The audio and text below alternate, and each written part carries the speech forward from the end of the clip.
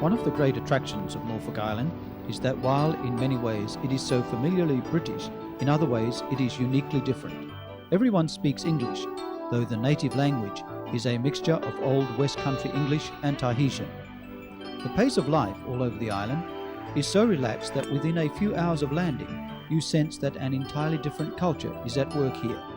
In fact, few would argue that Norfolk Island is very much a world apart, a world which has its own government, laws, stamps, beer, traditions, and a unique culture. Norfolk Island is a rich volcanic island with sheer cliffs rising out of the Pacific Ocean.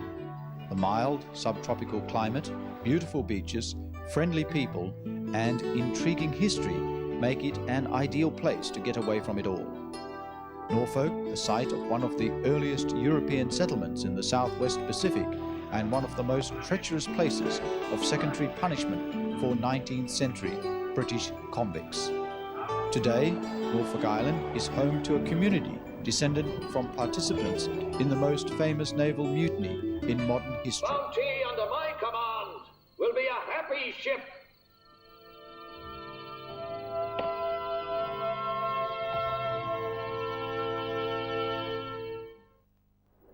Hello and welcome to Norfolk Island.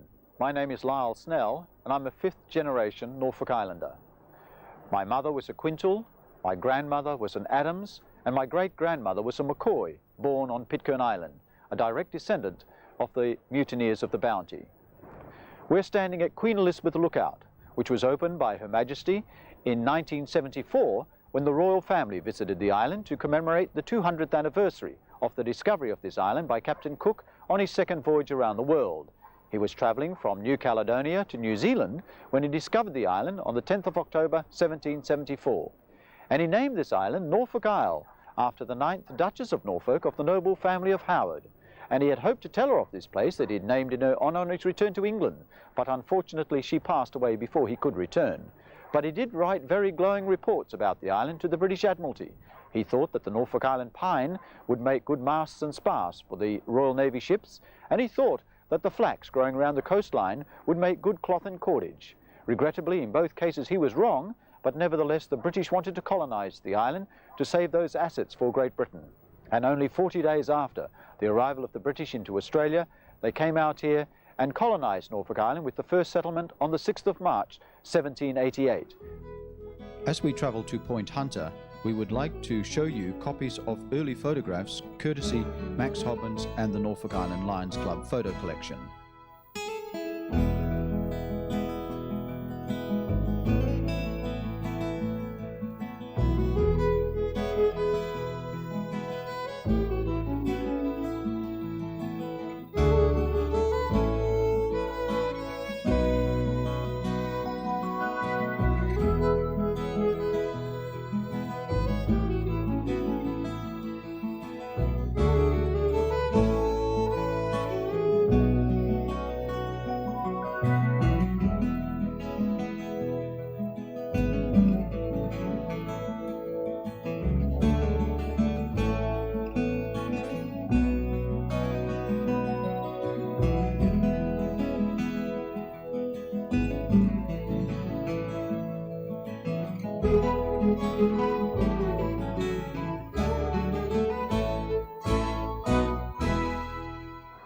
We are now at Point Hunter on the eastern coastline at Kingston, and Point Hunter was named after Captain John Hunter, who was in charge of the ill-fated Sirius, the flagship of the First Fleet, which came out to Australia and here to Norfolk Island, where it was wrecked on the reefs on the 19th of March 1790. Many parts of New South Wales are named after Captain John Hunter and the Hunter family, but this, we believe, is the first place, Point Hunter, Norfolk Island. Out behind me is the islands of Nepean and Phillip. Now, Nepean Island, the closer of the two, was named after Evan Nepean, who was assistant to the Admiralty in the Colonial Home Office in London. Phillip Island was named after Governor Phillip, and as you can see, it's partially denuded of vegetation because of the release of goats, pigs and rabbits onto that island during the first and second settlement.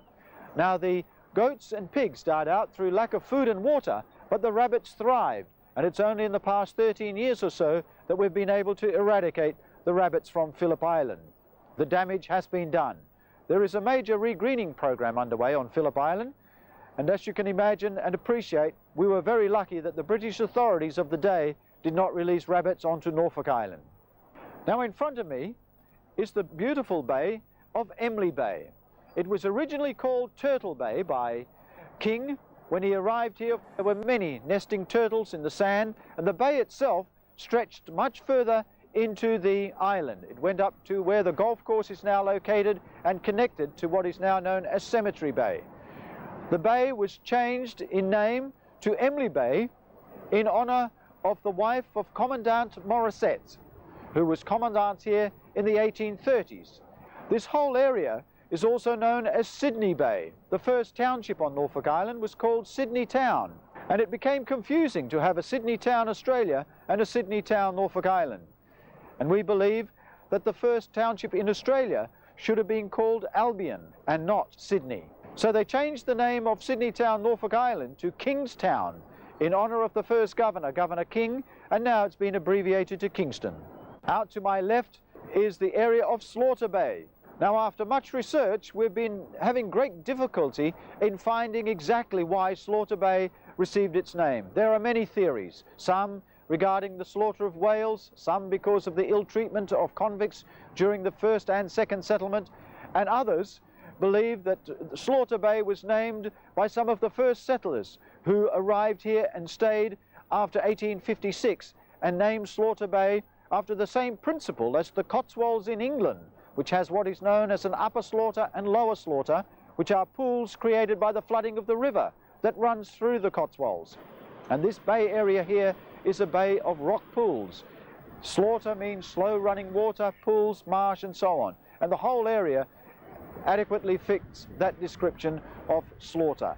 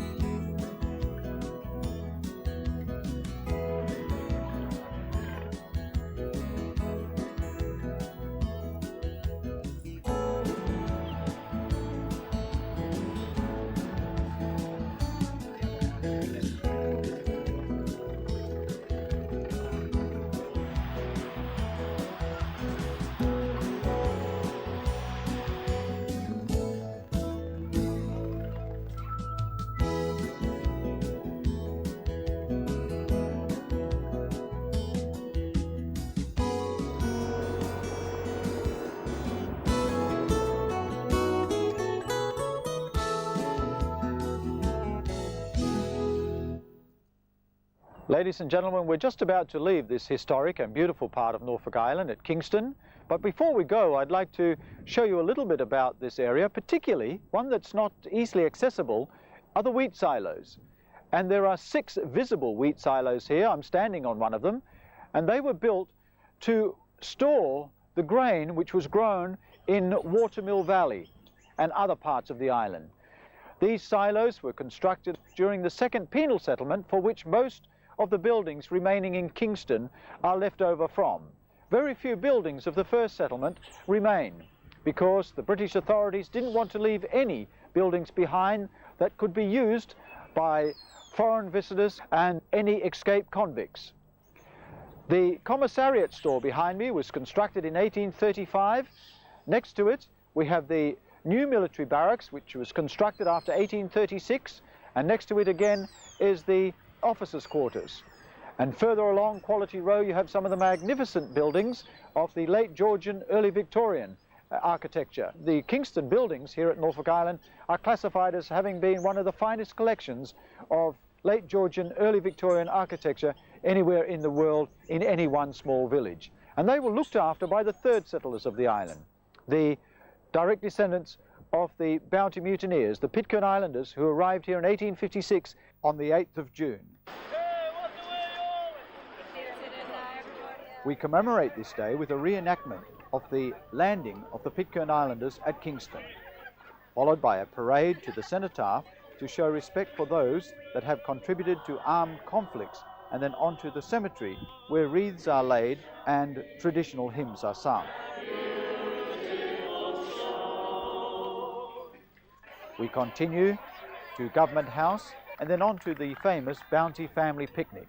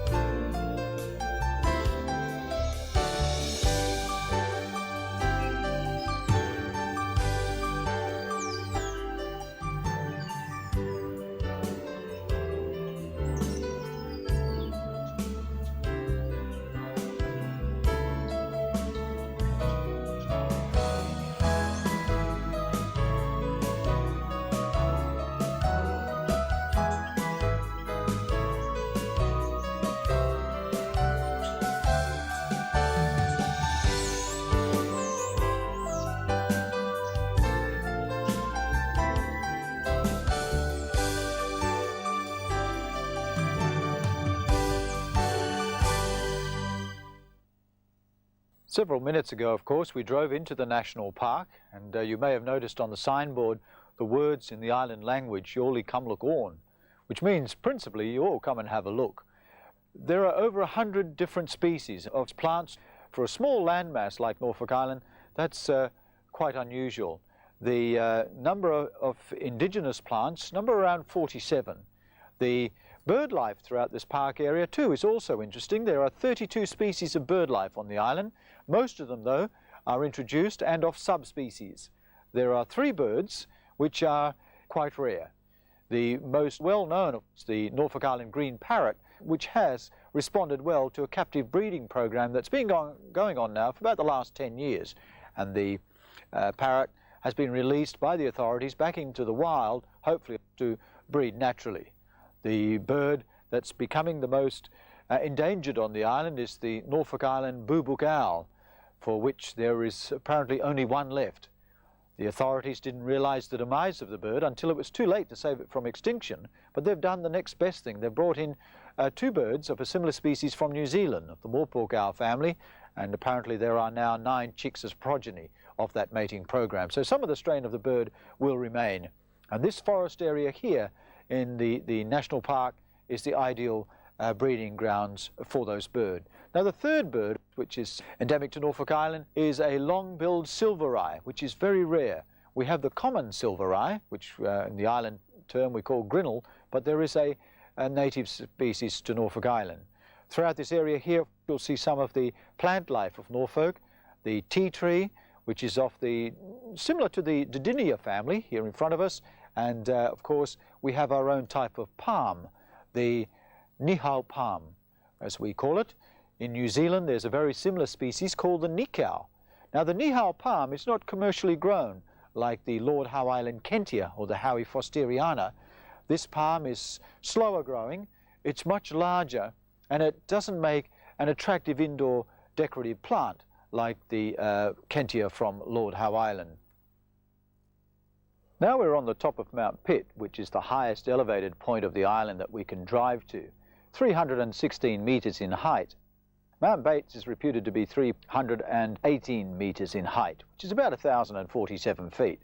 Now Norfolk Island is very small. It's only 5 miles long by 3 miles wide, or 9 by 5 kilometres approximately, and comprises about 8,555 acres, of which this park area we're in now is 850 acres in size. And it's been fenced from the wandering cattle for about the last 25 years or so, and therefore it's allowed the indigenous and native plants of the island to grow undisturbed by the cattle. Now this park area is managed by the Australian National Parks and Wildlife. Out to my right is the areas of Anson Bay and Duncombe Bay. You can see some of the forestry, there are approximately 150 acres of forest on the island. There is some of the grazing fields, the agricultural fields and residential. Very little commercial activity is done out at Anson Bay, Duncombe Bay. There are a few accommodation places. There is the cable station, the gun club, the new archery club starting up, and the cottage pottery. But generally this area of Anson Bay, Duncombe Bay is mainly used for forestry, residential, agricultural and grazing. behind me are the areas of Cascade, Steele's Point, Ball Bay, then you have Kingston, and then going round further to Headstone, Rocky Point, and then out to Anson Bay. The airport consists of about 200 hectares of land, and it's taken up some of the beautiful areas prior to 1942, in particular the Norfolk Island Pine Avenue, which was destroyed at that time, and of course some of the historic buildings of the Longridge settlement were also destroyed. The area of burnt pine, which is the main commercial area of the island, is also very prominent down here on the flat lands. The volcano which created the island created these two high peaks of Mount Pitt and Mount Bates. There were apparently three volcanoes that first created Norfolk Island. One was out in the Ball Bay area. Ball Bay is believed to have been the first of the volcanoes, but the larger one which created the island was situated down here on my right in this valley, creating these two high peaks. The lava flowed towards the southeast, towards the Steele's Point area. Then we had another major lava flow which created the Anson Bay, Duncombe Bay area. We'll leave this area now and go to another part of the island, particularly out to the Anson Bay area. Have a look at some of the beautiful coastal scenery. Norfolk Island is renowned for its scenic beauty, particularly its coastal scenery.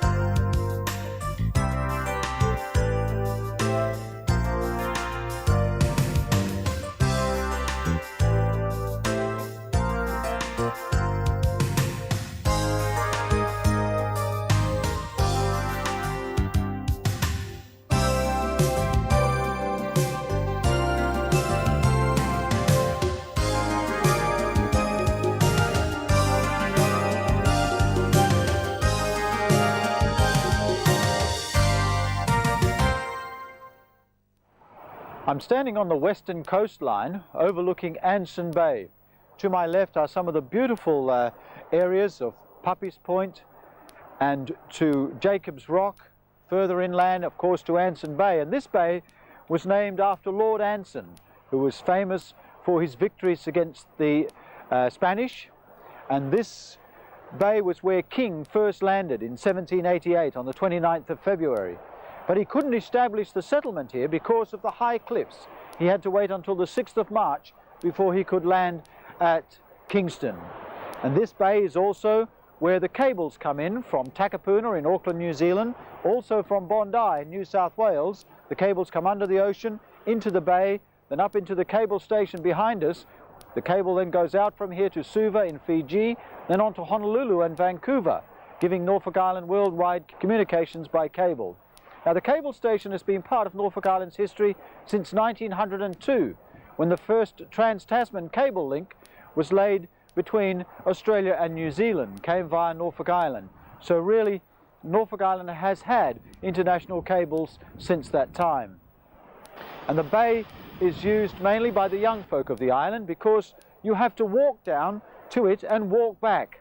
There is a good walking trail down, but of course you can't drive your vehicle down to the bottom of Anson Bay. But it's very popular. It's a place where a lot of boogie boarding is done, body surfing, not so much general surfing because the waves apparently aren't the right type. They also go down there sunbathing, fishing, swimming, and it's a great place to spend the day down at Anson Bay.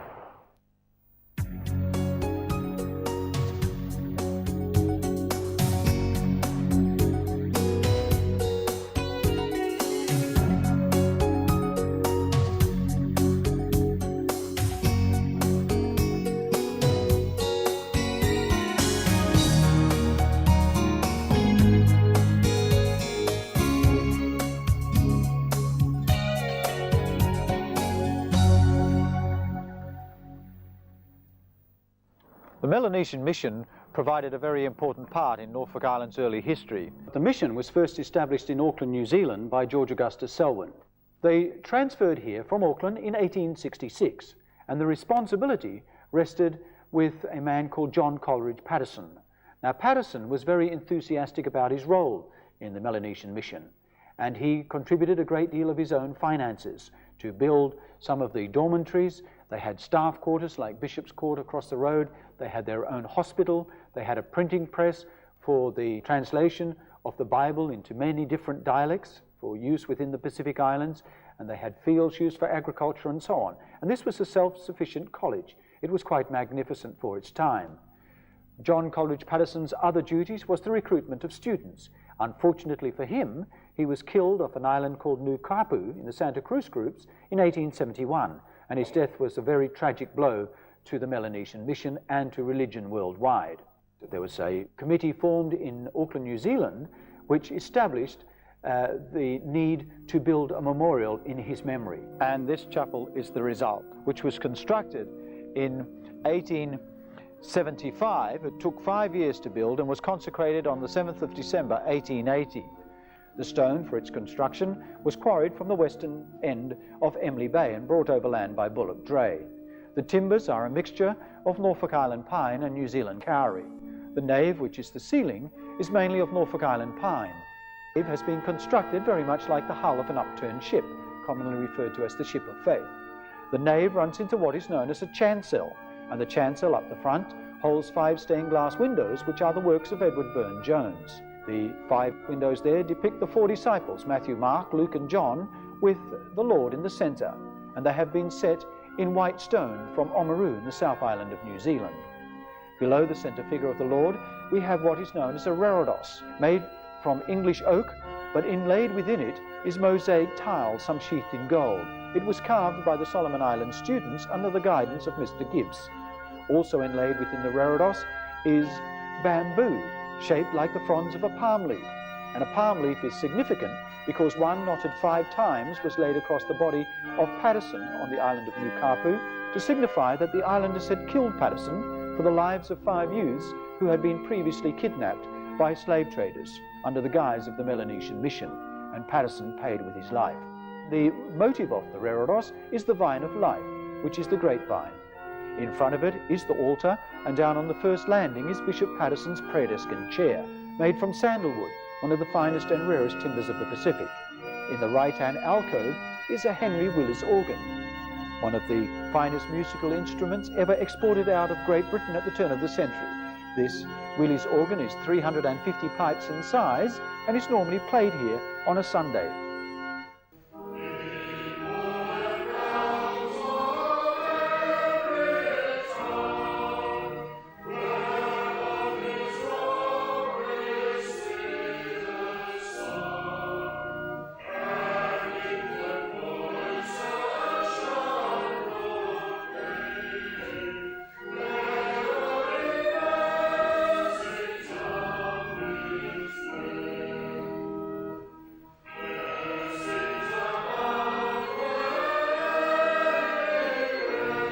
The pews are arranged in an unusual design. They face each other where you would expect them to face the front. And it's because they were used for the education of students. And the masters would sit on the right and left-hand side so they could keep an eye on the students in church. The pews are made of New Zealand kauri, one of the finest timbers in this part of the world, beautifully carved in the motif of the roses in the front, and on the ends of the pews is mother of pearl in black pith. On the right-hand side of the church, there's the designs of the islands of the diocese or the see of the Melanesian mission, but particularly the Solomon Islands. On the left-hand side here, you will see the design of the swastika. Now, the swastika is one of mankind's earliest known symbols, and it dates back to the Bronze Age time.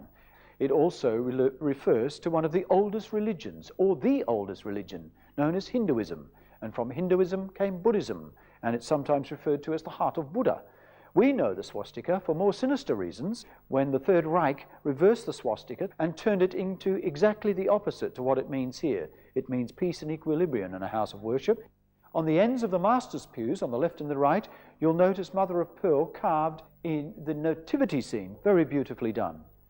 The floor of the chapel is of English marble, quarried from Torquay in the county of Devon. and brought out here at very great cost. It was significant because Devon was the birthplace of Paterson. Normally English marble is rare and black marble is rare. The font is also of English marble. On the western wall we have a rose window, and this is the works of William Morris. This window follows the motif of the War of the Roses between Yorkshire and Lancashire. We do believe that the 8 centre divisions have been devoted to the roses, and the outside 16 divisions have been devoted to a tropical flower. And we believe that the flower chosen by Morris was the Hawaiian hibiscus. Below it, we have Philip the Deacon blessing the Ethiopian eunuch. And on the left and the right, there are 2 figures which represent those that were killed in the Santa Cruz Islands and elsewhere whilst in service to the mission. Particularly, though, 2 Norfolk Islanders, Edwin Nobbs and Fisher Young, who were killed in the Santa Cruz Islands in 1864 whilst in service to the mission out of New Zealand. On the left and the right, there are 2 flags or banners which represent bishops who served here, and there were originally 5. 3 of the flags have deteriorated. On the walls there are plaques and memorials of men who served here, particularly that one of John Palmer is partly written in a language which is no longer spoken here, the language from the island of Mota. Now, with so many students coming down here, over 160 to 200 at any one time, language was a great problem. And before his death, Paterson was a linguistics person and could translate the languages. And he chose the Mota language as being the most universal of all the different dialects. There is very little convict cut stone in this house of worship, but outside on the foyer and on the steps area, you'll see some convict cut stone which has been quarried or taken from the Longridge settlement and also from the settlement at Kingston. Out on the left-hand side as we walk out, you'll see the number 5 carved in the stone nearest the garden. We do believe it is from cell block number 5 from the Pentagonal prison at Kingston. Now outside, on the eastern end, you'll see a small cemetery garden that holds memorials and crosses of staff and students who died here in the period up to 1920-21 when the college was shifted to the Solomon Islands. But the cemetery itself is down in the valley over on our left. There is a memorial there to mark the cemetery. Also out there you'll notice a very large tree. It's of the ficus family. It's the Ficus virens or vixen fig, and we believe it originated in Sri Lanka. As we leave the Melanesian Mission Chapel on our way to Cascade to have a look at the unloading of a cargo vessel, I'd like to tell you a little bit about Pitcairn's Island. Pitcairn Island is a small volcanic island situated in the South Pacific Ocean, 1,530 miles east-southeast of Tahiti, 3,300 miles east-northeast of Auckland, New Zealand, and 3,700 miles slightly northeast of Norfolk Island. It is of irregular shape, 2 miles long by 1 mile wide, and its area is 1,120 acres. The island was discovered by Europeans in July 1767 and named Pitcairn's Island after the young sailor on His Majesty's ship Swallow who first sighted the island. The tale of the mutiny on His Majesty's armed ship Bounty, which led to the founding of the Pitcairn community, is well known. After searching for many months, Fletcher Christian and his followers eventually was to create the first European Polynesian settlement there, arriving on the 15th of January 1790. About 47 descendants of those people still live on Pitcairn Island today. The greater majority of the descendants of the Bounty mutineers live here on Norfolk Island. The hymn you hear playing in the background is one of Norfolk Island's most famous hymns, called the Ship of Fame, believed to have been composed and compiled by George Hun Nobbs and Driver Christian.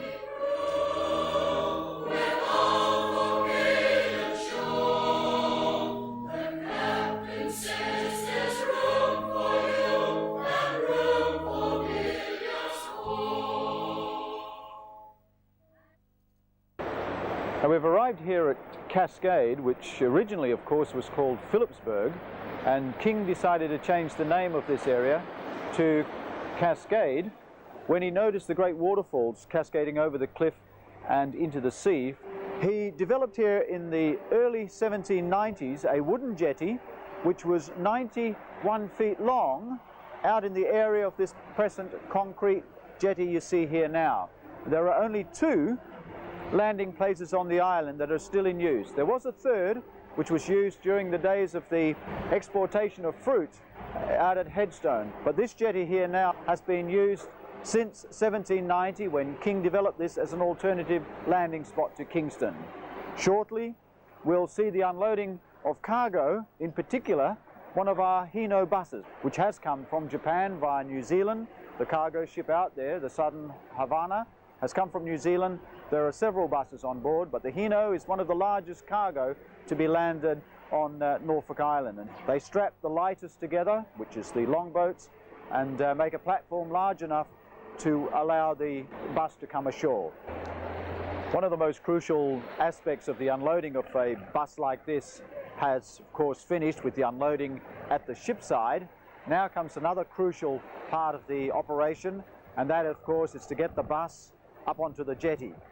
Now, the Cato crane will be stretched to its limits. They've had to put extra strong wires on the crane with a heavier hook, and as you can see, it'll be lowered. The two lighters have been strapped together. Normally, if the sea was rougher than this, they would use 3 lighters, but in this case, with the sea being calm, and we're very fortunate for that aspect, that the bus will be lifted. As you can see, they're setting the wire strops to the hook, taking the tension. This bus was a school bus, second-hand out of Japan, came to Norfolk via New Zealand, and these Hinos carry 37 passengers in a tourist configuration, not as a school bus, and will be used by Pine Tree Tours for touring around the island. This will make the 3rd bus of this size brought to Norfolk in the last 3 years. As you can see, with this type of unloading procedure going on, we're very fortunate that the water around Cascade Jetty is extremely calm, very small swell. The tides are right, even though it is quite a low tide.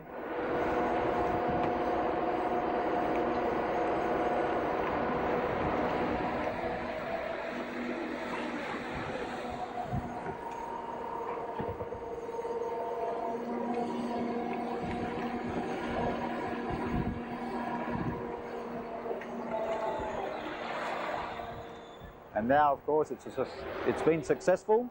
It's over the jetty.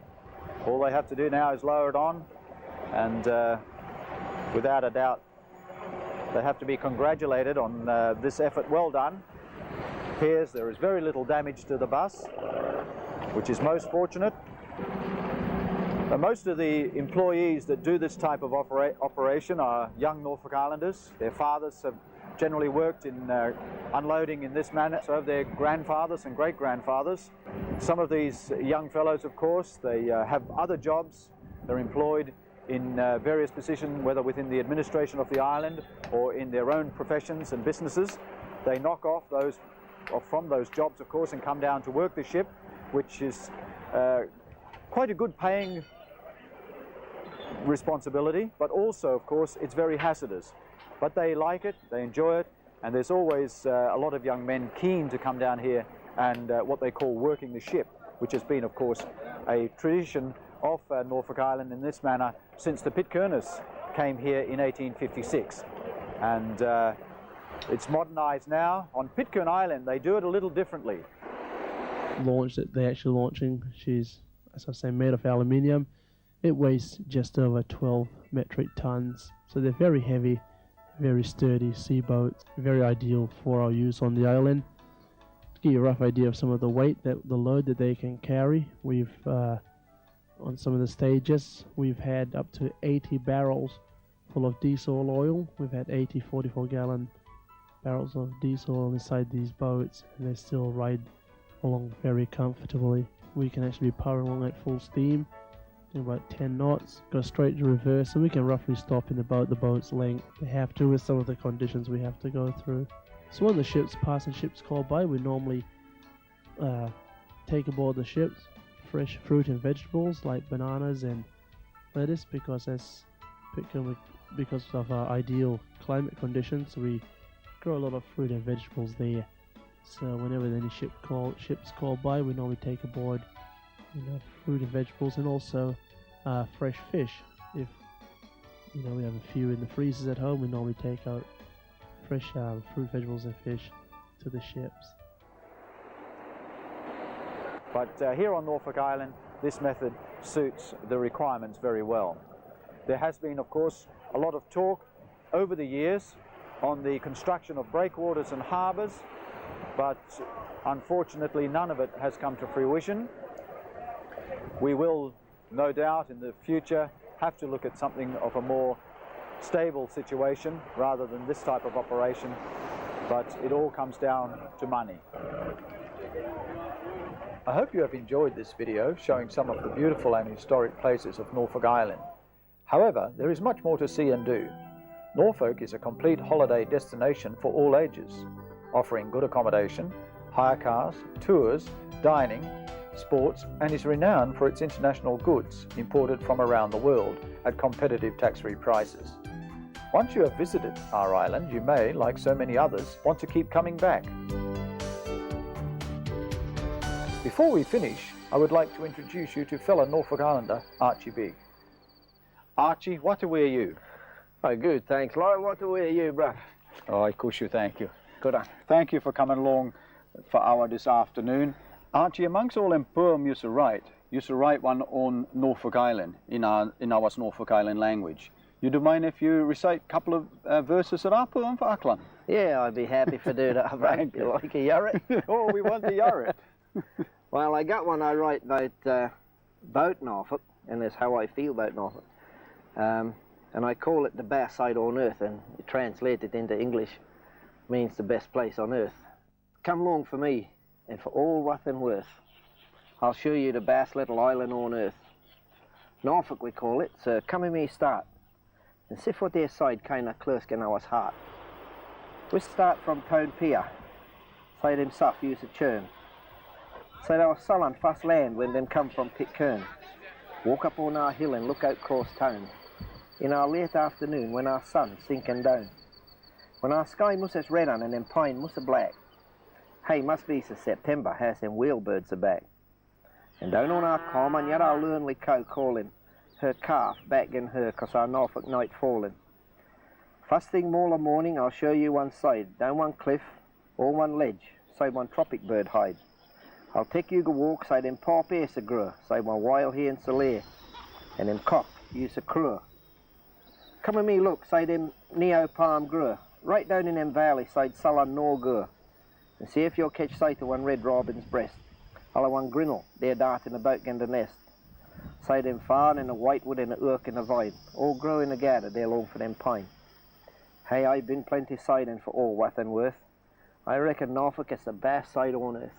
Oh, that's wonderful, and I'm sure amongst all them other poems you used to write, and Archie used to produce one book, which you'll buy, of course, and will be available all round town. And Archie, I wish you the best in your new venture. Thank you very bro. much. Thanks, mate. Good on. See you more. See you, Moola.